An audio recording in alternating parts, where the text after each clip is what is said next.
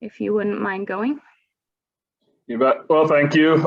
Like Patricia said, my name is Justin Borboom, and I am the Resource Unit Conservationist for the Natural Resources Conservation Service.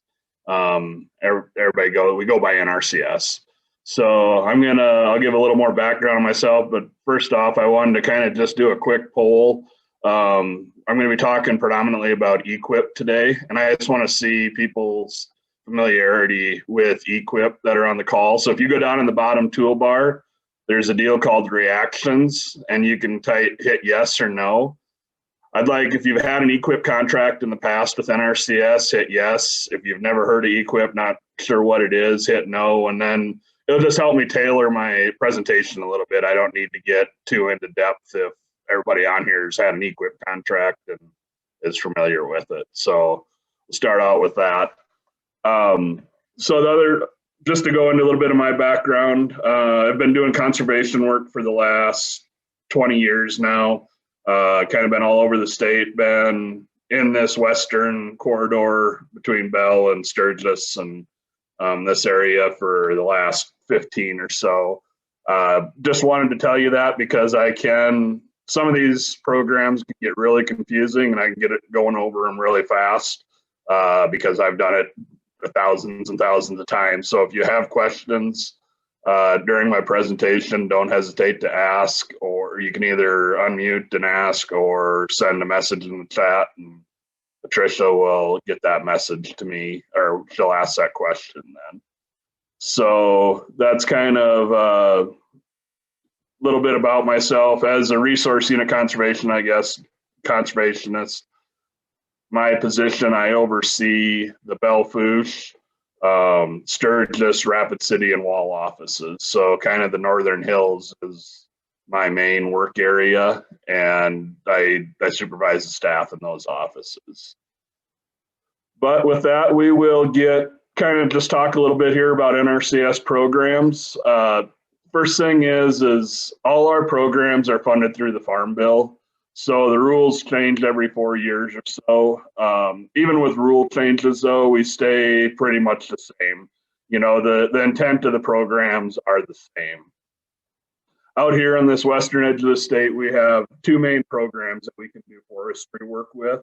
The first one is Environmental Quality Incentive Program, commonly referred to as EQIP. And the second program is the Conservation Stewardship Program, and that is referred to as CSP. We are starting to see a little bit of interest. NRCS has some easement programs, and they are production easements. So by saying that, you know, just because you put an easement on your place doesn't mean that you're not going to be able to do any agriculture or any modifications to that place. What it's mainly meant to do is protect production ag land or forestry land from being developed. I'm not going to talk a lot about those. If you have questions on the easements, feel free to contact one of our offices or myself, and we can kind of see if it's something that would fit your operation. So that's kind of the three main programs we have. I will get started on EQIP. Excuse me.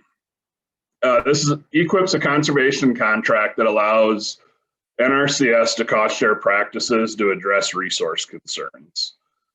Just so we're on the same page, just a little bit of what we consider a resource concern. And kind of the technical definition of that is it's a degradation of soil, water, animals that can be wildlife or domestic animals, plants, and air. And a couple common examples of resource concerns. So if the forest is overgrown, it prevents high-value trees from developing to the point where they can be harvested. That's a resource concern because those plants aren't performing at their maximum potential. So what NRCS will do is we'll cost share going in and doing a pre-commercial thinning to help the health of those trees.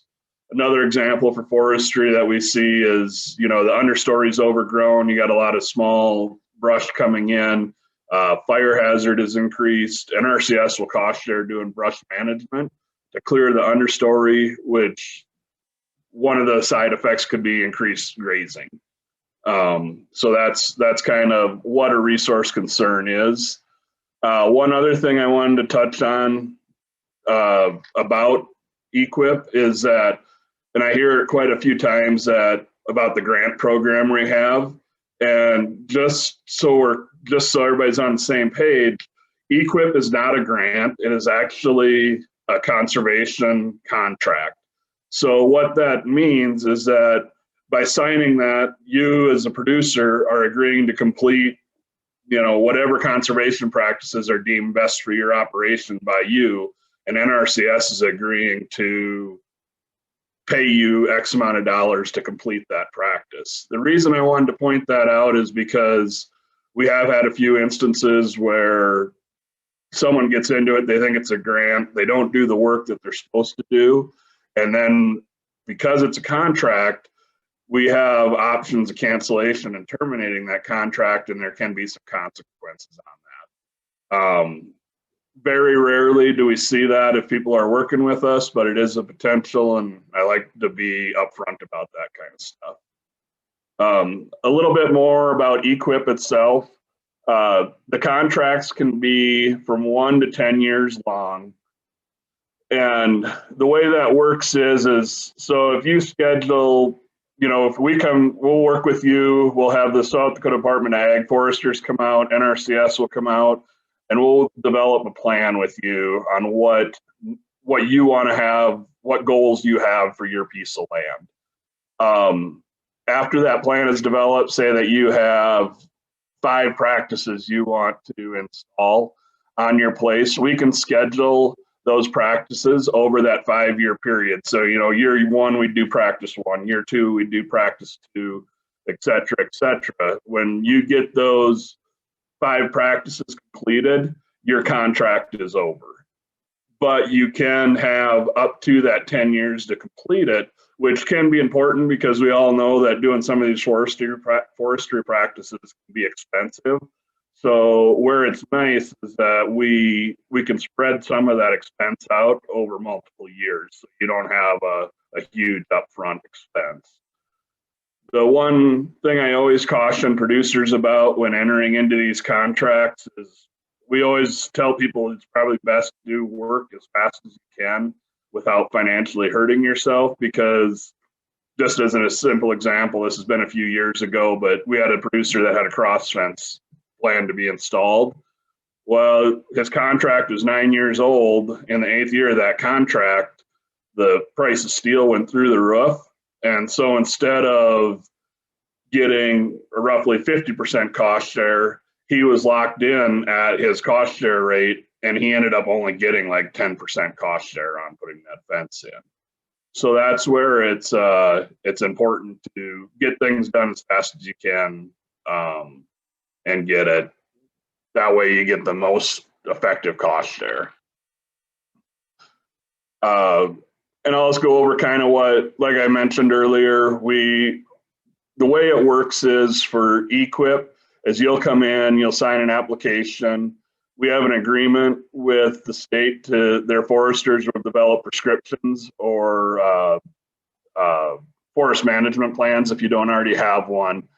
And then they'll send us that prescription, and that prescription could come back where you have 100 acres of forest stand improvement you want to complete, 20 acres of brush management.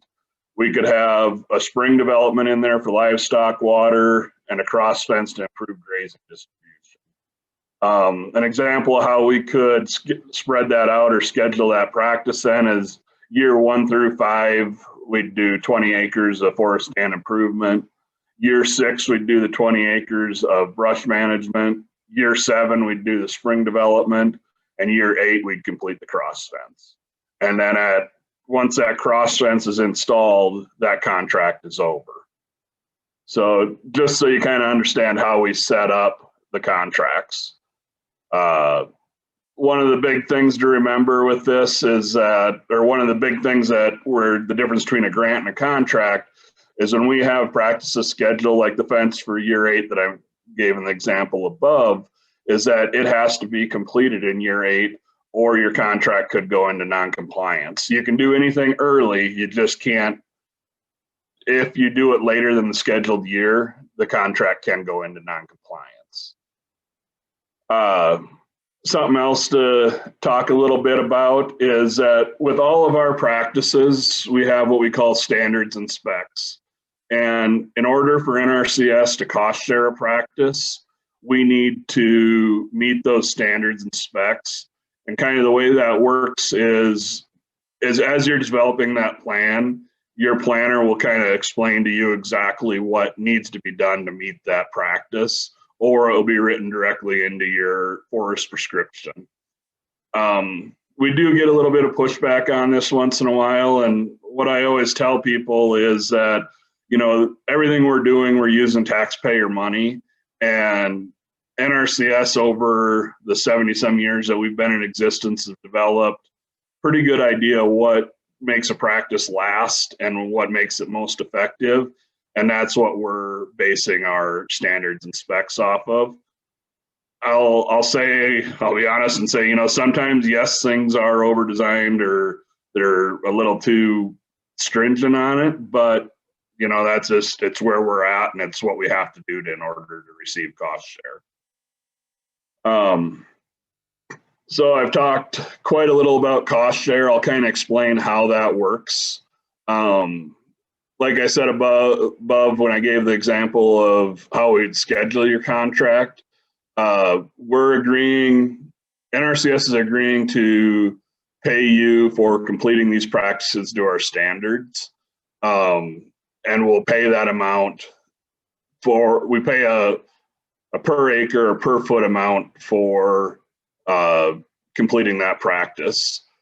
Kind of a couple examples that are, you know, what we're looking at cost sharing on forestry stuff. You know, brush management is a practice we'll see go in. NRCS will pay, depending on the type of brush management, between $100 and $263 per acre. For forest stand improvement, we're going to pay $373 per acre. To create a fuel break, we're going to pay $963 an acre. Now, these numbers I gave you, they're all from our 2021 cost docket, and those numbers can change every year. We have economists that kind of look at the average costs. They'll call up contractors and see what they're charging per acre, and they adjust those rates every year. We usually don't see big swings, so if you're looking for a rough ballpark number, that's going to be pretty close to what we're going to be paying probably for the next 5 to 6 years. It might actually go up a little bit this year just because of, we all know gas and fuel prices are going through the roof. Something else I wanted to mention on here, some people, if you've had older contracts, we used to have where we paid a percentage up to a certain amount. We don't do that anymore. Just as an example, with the forest stand improvement, we are going to pay $373 an acre, no matter what it costs to have that done. You know, if you find a contractor to come in and do it for $250 an acre, you're going to be making, you know, $123 an acre on that. If your contractor comes in and he decides to charge you $500 an acre, you're going to be paying $225 or whatever that is dollars an acre out of pocket to complete that practice. There's no change in that. It's just what happens is, I guess, and I'll go into that then next here, is that, so what happens for cost share and how it kind of works is that after a contract's obligated, the landowner is responsible to find a contractor and hire that contractor to complete the work.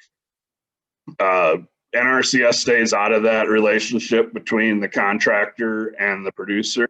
That is 100% your responsibility.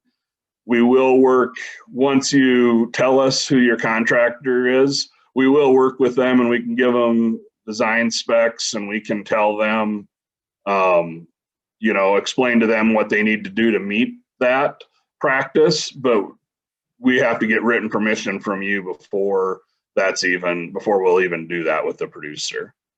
So then the next step is after you tell us you have your contractor lined up, we'll come out and we'll flag or lay out the practice. We'll complete our cultural resource survey to make sure that we're not doing any damage to culturally significant artifacts in the hills or any project. We'll make sure that everybody's on the same page about regulatory issues, and then the contractor can begin work. Once that practice is completed, you'd call the NRCS office. You'd say, hey, I got this forest stand improvement done in this area. And we would come out, we'll GPS the boundary of where the work was done. And we'll go back to the office, develop a payment app.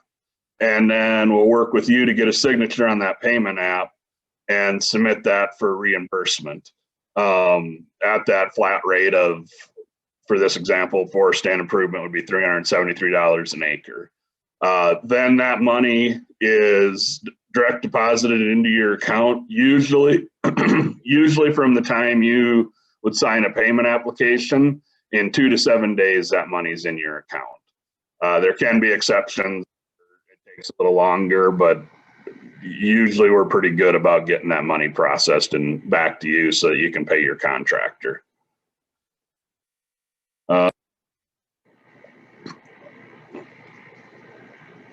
Yeah. So the next thing I was going to talk a little bit about is program eligibility.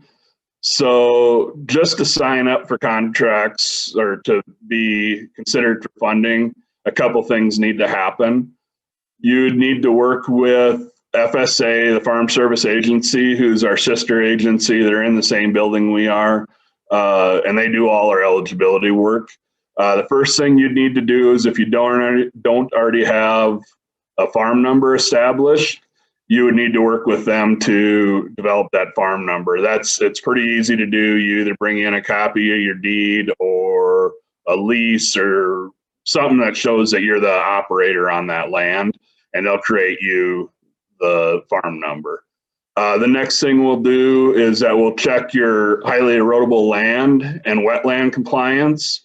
That's going to be a self-certification. It's just going to be, if your land is highly erodible, do you have a HGL plan? If you have wetlands, have you converted them in any way? If those are both, if you're in compliance on both of those, you meet that requirement. The next thing is our adjusted gross income requirement. And basically, you're going to self-certify, and then they'll send it to IRS to double check it, but that you make under $1 million for an adjusted gross income. And that's an average of the past 3 years. We don't usually have an issue with that. I have seen it a few times where that will make people ineligible. And then also you need to have an interest in the land, either as the owner or the operator.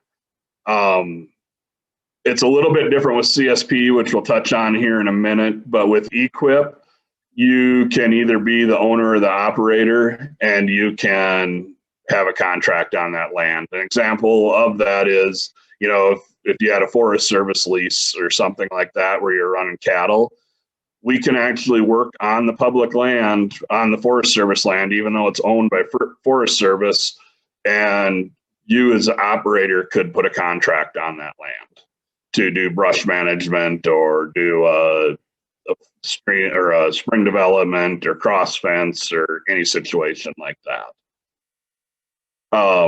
So those are the basic requirements to meet eligibility, and that's just to sign up for the program. The next thing then is how we fund contracts. EQIP is a very competitive program in South Dakota. With every contract right now, we're going through 2 steps to decide who we're even going to develop plans with. First, we prioritize those, and we'll only work on the high prioritized applications. And then after that, the ones that are prioritized high will be ranked. And we do that just so it's fair. We have a set of 20 questions we're asked about each application. And a lot of them are basic yes/no questions, and they're each worth a point value. Whichever application has the highest points gets funded first, and we work down the list until we're out of money. Right now with EQIP, we're kind of in a little bit of an in-between stage on the funding we do with it, because there's basically two different methods of funding EQIP right now. With that, NRCS receives an allocation from our national office of, I don't remember, it varies every year. But then what happens once that allocation hits the state, it's divided up into different fund pools. Right now there's a forestry fund pool, and then we have a bunch of other ones like Beginning Farmer Rancher. We have some fund pools for Native American money, and then each resource unit gets their own pot of money. And we can fund forestry out of either the forestry fund pool or the local resource unit fund pool. So that's one method we have to fund forestry applications right now. The second one is we're switching to what we're calling the conservation implementation strategy. That's commonly referred to as CIS. And what that is that producers, partners, general public, NRCS staff will write a proposal that says that's going to address a specific resource concern in a specific area. And then basically this is taking our fund pools and making them very small in specific areas. The proposal requests will have a budget, and if they're funded, that area will have up to 3 years to obligate the money into EQIP contracts.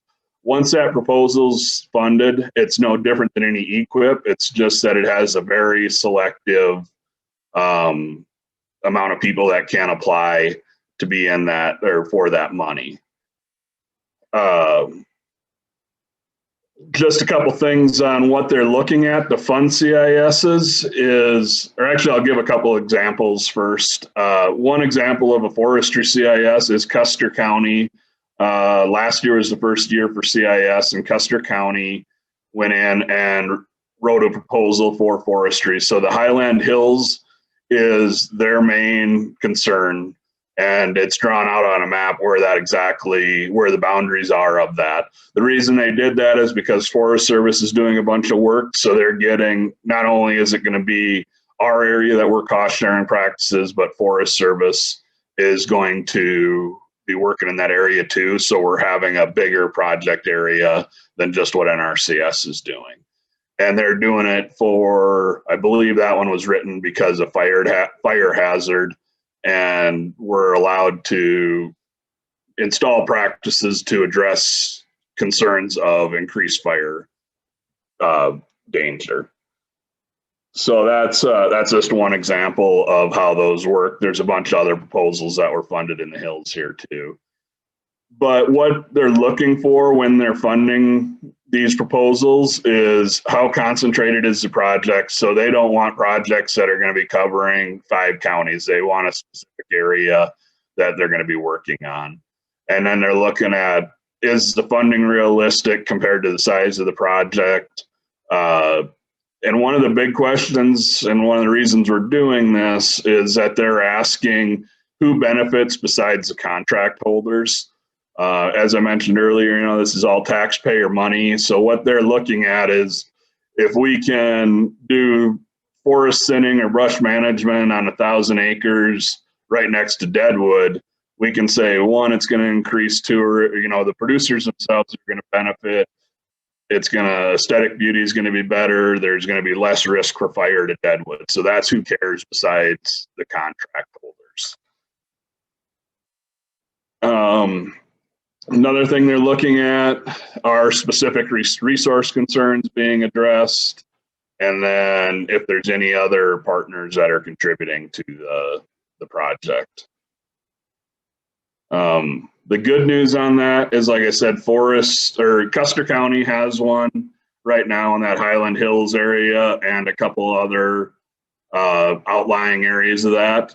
I can't be specific, but there is going to be announcements coming next week on a couple other forestry proposals that came out.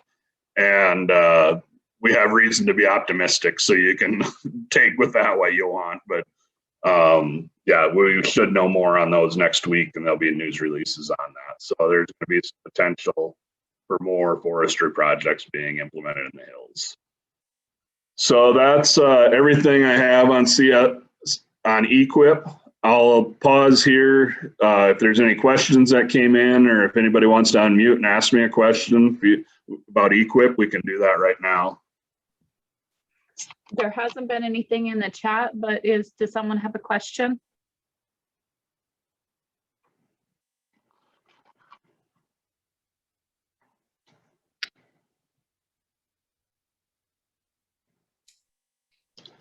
All right. Well, hearing none. There's an iPhone that unmuted. Oh, okay. Good morning. Good morning. This is Paul.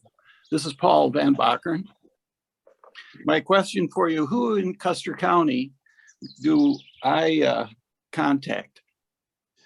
You well, if you did you receive a postcard in the mail, Paul? I don't believe so. Okay. Well, either way, I guess to answer your question, the best people would be the NRCS office in Rapid City. They're kind of organizing that CIS, and I can give you that number quick if you have a paper and pen handy. I do have.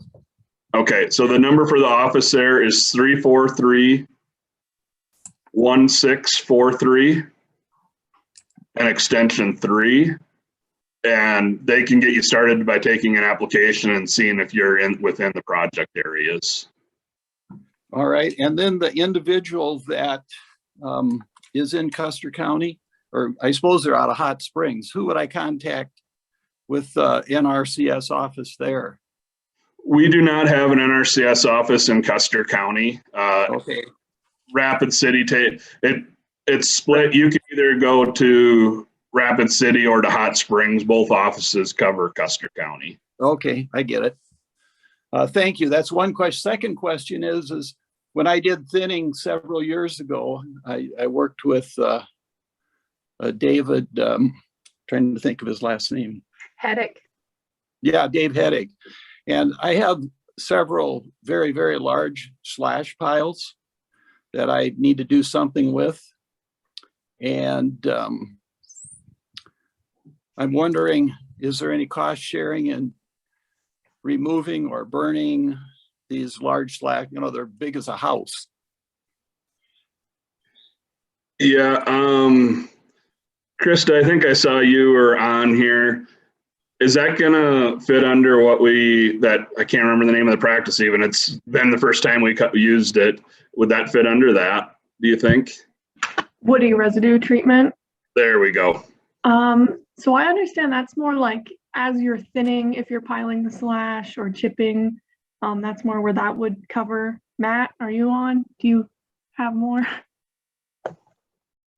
Yeah, I'm on, and I'm just so everybody knows, my name is Matt Walsh. I'm the Southern Hills Service Forester, so I've taken over for Dave Heddick.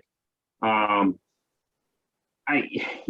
guess it could possibly be used for that. I think I would have to look at it and look at what's being done. Like Krista said, I think typically it's the idea is to use it when the thinning happens to, in case, for landowners who are doing chipping or incurring extra costs from treating the slash at the time of the treatment. But I haven't seen anything that says it can't be used. So I think that's something that maybe we could look into more and figure out if there is an option to help you out there. Great, thank you. So Justin, we do have a question from the chat box. Is EQIP available to East River as well? Yes, I forgot to mention that. EQIP is or statewide, nationwide. Actually, they have it, and I've kind of tailored this to forestry practices. However, I always say that EQIP is kind of our complete operation planning. So yes, there's stuff available East River. We have a 200-page book of practices that we can do with EQIP.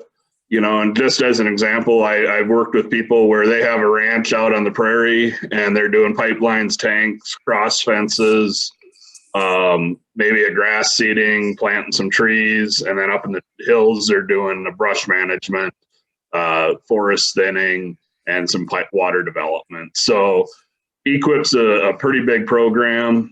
The nice part about it is there is some flexibility there where we can enroll one field or we can enroll your whole operation into the program, depending on where you want to do work at. So Harry Air is Yes. on. Would you ask your question? Yes, I missed the amounts for the brush management under EQIP.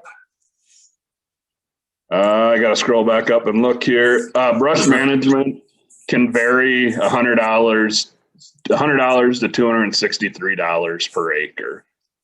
It depends on how heavy an infestation there is and the amount of work or the type of treatment you're going to be doing out there. And like I said, don't hold these numbers as gospel just because they can vary from year to year on what we're going to be paying. It's specific to the year your contract is funded. Thank you. And another question, any idea of just how difficult it is to secure a contract? Does it look hard or quite a few out there this year? Yes, it is difficult to get funded, specifically forestry. I think I can't remember the dollar amount we had, but we probably had 20 applications in our forestry fund pool this year, and we probably funded 3 of those. So I don't want to discourage anybody from applying. I'd just like to give you realistic expectations. With that being said, though, is what I would encourage you to do is if you have work you want to do and your neighbors, start talking with them about CIS, and then we can work. You can work with NRCS, and Krista's good at it. Harry, I know you're kind of in her area. If we can get 4, 5, 6, 10 people interested in an area, we can develop the CIS for that project area. And with that being said, our area, the Hills Resource Unit, has been very successful at getting CIS proposals approved. And once those are approved, you're talking 3 out of 20, where we might be able to get it up to 15 out of 20 that are being funded. Thank you. Justin? Yes. I just wanted to follow up with what Harry said. I've applied for EQIP the last 2 years and have been not selected. So how do you move up in the priority list do you get more points as you apply more frequently and get rejected? Or is that not an option? No, the amount of time doesn't matter. It's the number of resource concerns that are being addressed on your operation is going to be the main deciding factor of whether you're funded or not. So, and the other thing that's going to be a large factor is, and I'm going to go off on a little bit of a rabbit trail here so you understand why I'm saying this, but we have priority resource concerns that are set by your conservation district. And it is very important to be working with your conservation districts so that they're setting appropriate priority resource concerns, because that plays a very large effect in which practices are being addressed or what contracts are being funded. Yeah, so that'd be the 2 things I would say is that, it's the number of resource concerns being addressed, and if you're hitting the priority resource concerns for your county that the conservation district set. And just so you know, the conservation districts are elected boards, and they are, so don't hesitate to contact them and work with them so they know what you consider priority for your area. Tracy had a question. If you would unmute and ask. I know you'd unmuted at one point.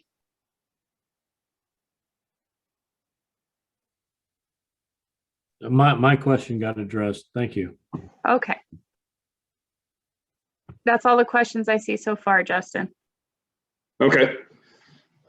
Well, I will go into CSP, and I'm just going to say right up front that I'm not going to spend nearly as much time talking about CSP just because we don't do a lot of forestry CSP in this area. We just, a lot of times the equip fits a lot better.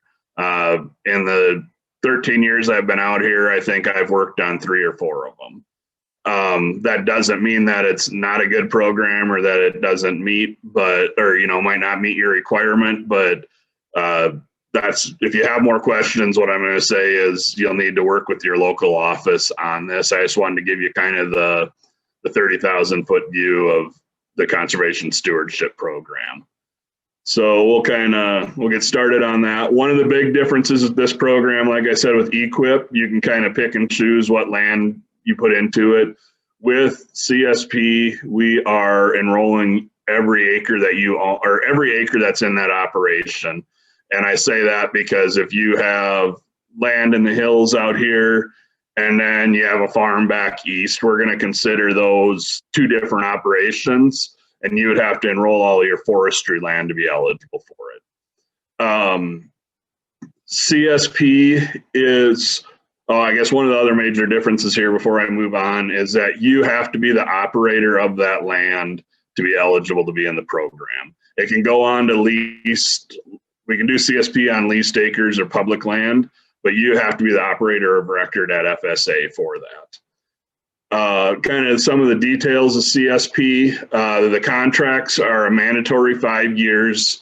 Every contract is 5 years long, and it maxes out at $200,000. With the cost share, this is where CSP can get really confusing, and I'm going to try to give you enough information to be useful, but not to bog everybody down here.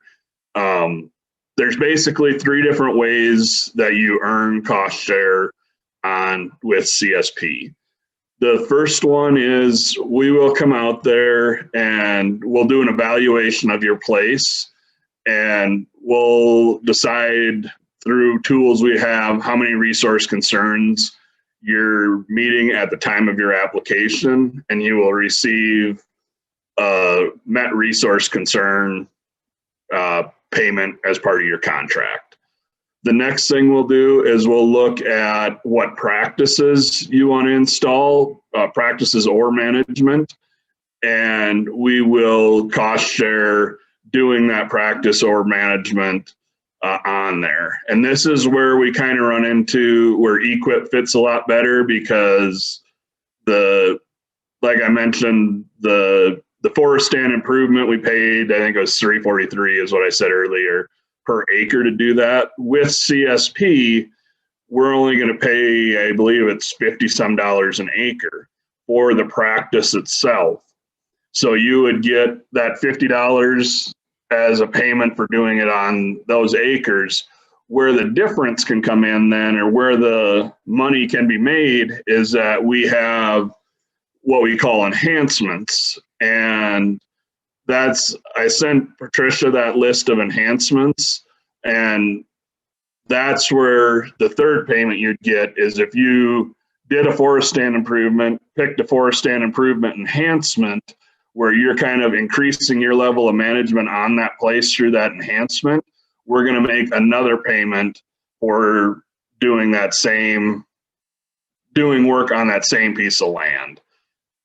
So I'll kind of give an example here, because I know what I just said can be confusing on this. So let's say we come out to your operation and our assessment shows that you met 4 resource concerns at the time of application.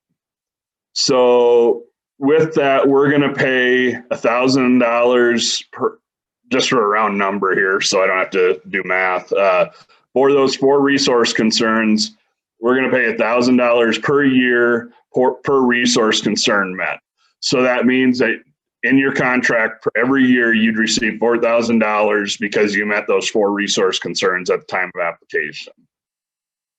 So moving on then, the second payment, we'd say while we were out there, that you wanted to limit cattle access to a stream to improve water quality on 500 acres.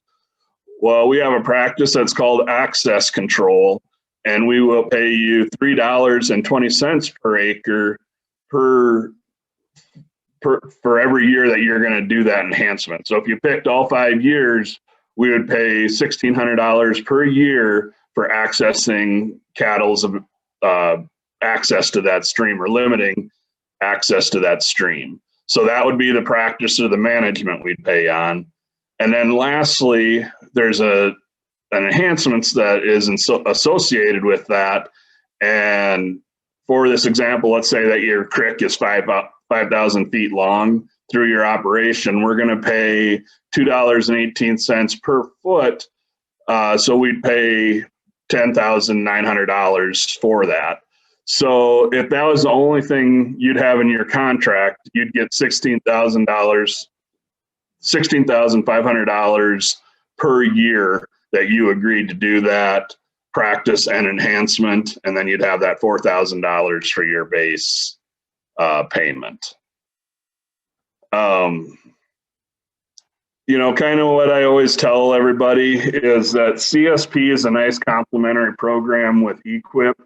You know, if we come out there and you have a lot of work you need to do as far as forest stand improvement and brush management, a lot of times it works good to do EQIP first and then come through and follow up with CSP, that, you know, and then have the second contract after EQIP. What I would tell you is you should have that list of enhancements. Take and read over that, and if there's things on there that you think you'd want to do on your operation, I would go in and sit down with your local NRCS office, and they can go into a real in-depth conversation about CSP, because to get much more into this, we'd have to sit and talk for another hour on how CSP all works and some of the details of it, that sort of thing. So that's all I'll probably say about CSP right now. And you can meet up with your local office if you have more interest in it.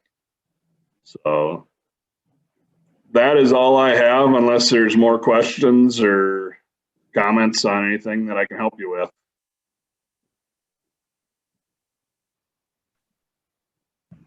I don't see any questions coming in. Oh, Bob just unmuted himself. Yeah, Patricia, I got a note to unmute as requested by the host, so you can turn me off. Oh, I have one question, if possible. How competitive is the CSP funding compared to EQIP? Is it also similarly hard to get? It's actually worse than EQIP.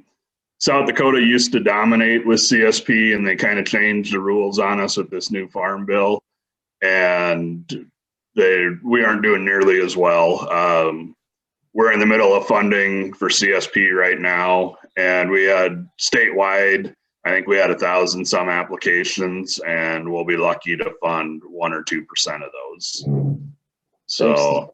And that next farm bill is 2022. Do I remember that right?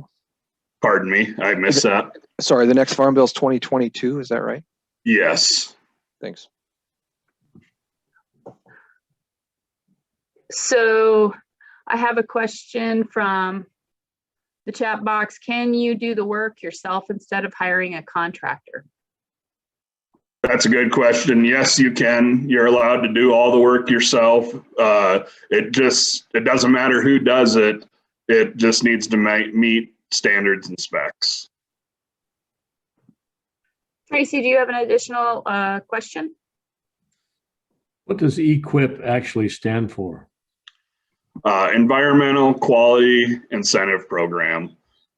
Okay. So it's thank you. actually, it's EQIP and there's no U in there.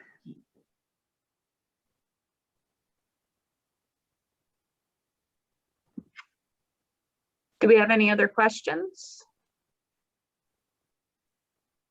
Thank you for your time, Justin. I hope that you have a great weekend, and You bet. thank you for your time.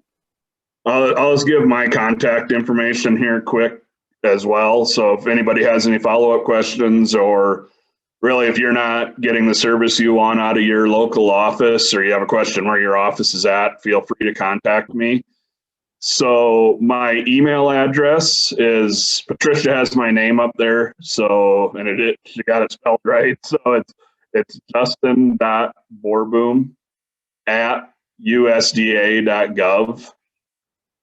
And my work cell phone is 605-920-8206.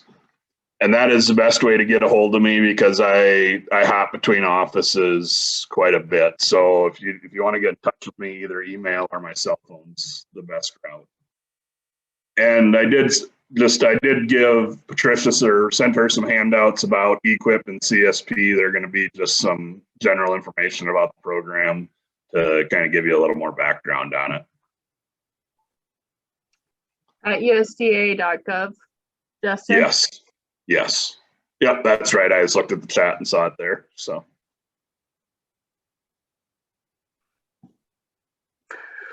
Well, with that, the next program we're going to cover is South Dakota Wildland Fire, and Logan Brown is here to talk about that. If you want to come on, Good morning, Logan. everybody. So I'm Logan Brown with Department of Public Safety, Wildland Fire. And this is going to be really brief. So we have 3 different cost share programs to reduce the risk of wildfire. That is our primary goal, looking specifically at communities, residential structures, and then critical infrastructure. So one of our biggest programs is going to be the 100% cost share. This one is very area specific, and it's usually specific communities. This is where there's no cost to the landowner, and the contract between the contractor and the entity is with the state. So the state holds the contract, and these are very specific area projects. We have a 80% cost share, and this is going to be by county. So we currently have 80% funding for Lawrence County, Pennington County, and Fall River County. And hopefully this fall we'll get 80% cost share for Custer County, but we don't have that finalized yet. So the 8% is a reimbursement to the landowner. So we'll reimburse 80% of the lowest bid, not to exceed $1,000 an acre. And that's where the landowner would select, we go out there, make sure that the project area, that parcel, I guess, would meet our objectives as far as there's a structure that would be protected by this, and our prescription is going to be effective. If that's the case, they qualify, they get 3 bids, we approve the project and give a set reimbursement rate. And then it's up to that landowner to select whichever contractor they would like to perform the work. Once the work's done, we'd go out and do a final inspection to make sure it meets our prescription. If it does, the landowner can pay the contractor, then we'll reimburse at that point. The cost share, the 50% cost share, is the same process. The only difference is it's 50% of the lowest bid, not to exceed $800 an acre. And that, again, right now is for Custer and Meade County for the 50% cost share, with the hope that Custer is going to get that 8% funding. Our prescriptions are pretty generic. We're looking to reduce. Patricia, did I send you a second slide that had the prescription on there or not? No. Okay. So prescription is pretty basic. We're looking at removing 10-inch diameter trees and smaller. We try to create a 25-foot tree spacing, just to reduce the risk of wildfire. So that's really a real quick synopsis of what we have. There's some contact information depending on where you live. that Patricia's gonna have in a couple slides later. And this is specific towards kind of the Black Hills. So if we're within the Black Hills Fire Protection District, or just outside of it, kind of just east of I-90, kind of by the Piedmont area. We've done some work out there as well. So any questions? I know that was brief. I didn't want to get too far into it because I know we're in a little bit of a time crunch this morning. So if there's any questions, I'll answer those now. Olivia? Well, my name is Jen. This is my daughter's computer, but I own the President's Park. You can hear me, right? Yeah. Yes. Okay, and I have I'm working on 3 bids right now for the 80%. Is that only the 20 acres? I have one for 20 acres. I'm working with Adam. Is there, can I get more acreage out of that, or what? How does that, is that just limited to 20? It's limited 20, and actually, so the 80% usually are limited to 10 acre parcels. However, if there's certain parcels that are considered extreme risk, or treating an additional 10 acres will help protect other homes, infrastructure, or ingress egress routes, we can expand those to 20 acres, but that is the max. That's based on the grant funding. Okay, yeah, he expanded us to 20, so I was just curious. Perfect. And then the 100% cost share, where is that? I mean, obviously I'm Lawrence County, so I was just curious where that is. Yeah, so we got some projects that are currently under contract. We're going to be under contract soon in the Argyle area. Hot Brook Canyon area of Hot Springs is going to go under contract this year. Some areas around Keystone, some areas around Hill City. And if with the 100% stuff, you know, once we get the funding, we're ready to move forward. We'll email everybody in that area to solicit, you know, do you want to sign up or not? If you're interested, like, hey, I want some cost share, and you're in an area that either is funding for 100% money, or, you know, I'm thinking about getting funding there, I got an application in writing, I will let you know.